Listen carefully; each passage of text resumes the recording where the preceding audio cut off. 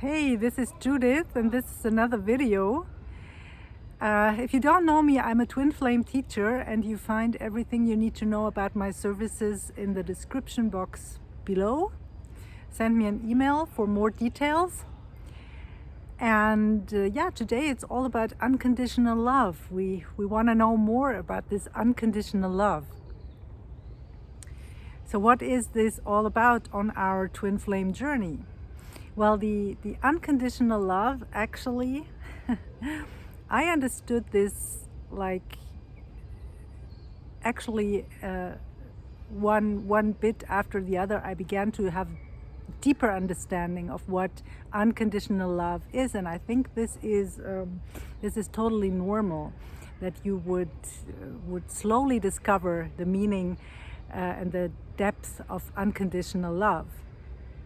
So in the beginning of the journey, then we often, now we have the idea of loving this other person unconditionally. So by that we mean that this other person can behave in whatever way and we would still love them, right? But that's true, but actually we're not really able to do that in the beginning usually. So we do not love ourselves, right?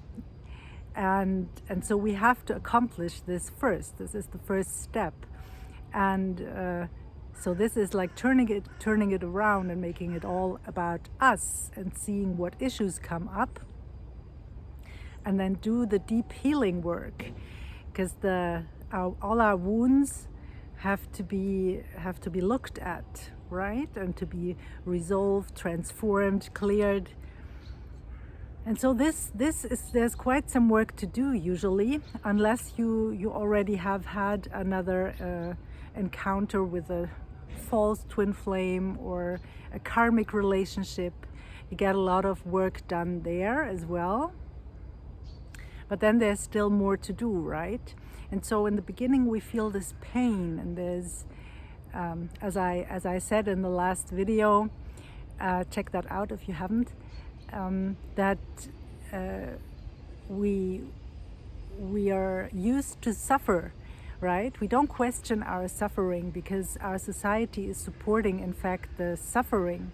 When we suffer, then this means we love someone else dearly. But that's not true.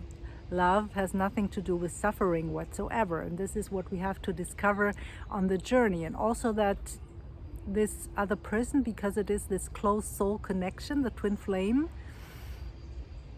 in fact our closest soul connection that we have, and it's a mirror of everything that we are. You could in fact say that we are one. So in this soul connection doesn't work at all if you have unresolved issues. No matter what you try, if you text or meet with them, it's not going to work out unless you've done the inner work, unless you've resolved all of those issues, right? So this is unconditional love as well, that you love yourself unconditionally. You love yourself no matter how imperfect you are, right? So this is usually for us, it's quite easy to do this with the other person. No matter how flawed they are, we still love them. But when it comes to us, then we're not so open anymore, right? So we have to accomplish this. One of the things where I got a deeper understanding what unconditional love is that there is a scale by David Hawkins. He has written many books. You can check that out. And this is a scale about consciousness, right? Where you are regarding your level of consciousness, where you're vibrating. And there is such a thing as romantic love, right? You fall into love with someone, you have a crunch on someone, then this is vibrating fairly low. It's not even 200, I think. I have to check it. But wherever it is, it's quite low, whereas unconditional love is vibrating at 600. So I think this I have to show you. So I do this, I make a video about the scale of consciousness by David Hawkins, because it's quite interesting, and it dawned on me that this this love is not unconditional love. Unconditional love is vibrating much higher, or calibrating much higher, you could say, right? So there is science out there about this as well. We're not only talking about our observations and what we know from twin flames that are in union, or our own twin flame journey. There is also science out there, right? I want to bring this to you for sure in webinars. So stay tuned for that. And the unconditional love is something completely else, right? And what the next step that was helping me a lot was to discover that joy is even vibrating higher. So I suddenly knew why everybody was talking about enjoy your life, right? I was saying, I don't enjoy my life. I want to be with this other person and enjoy my life together with them. This is not about drinking a cup of coffee somewhere.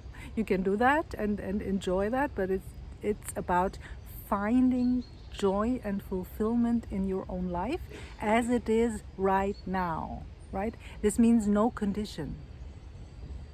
You see that?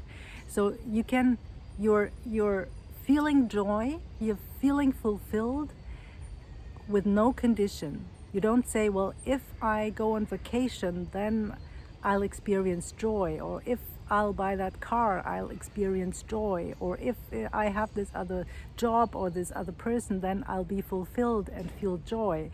You gotta feel the joy first. This is all about manifestation, as I always say. You gotta feel the joy first, and then the things that are in alignment with this joy, they're gonna come to you, right? And going to experience even more joy.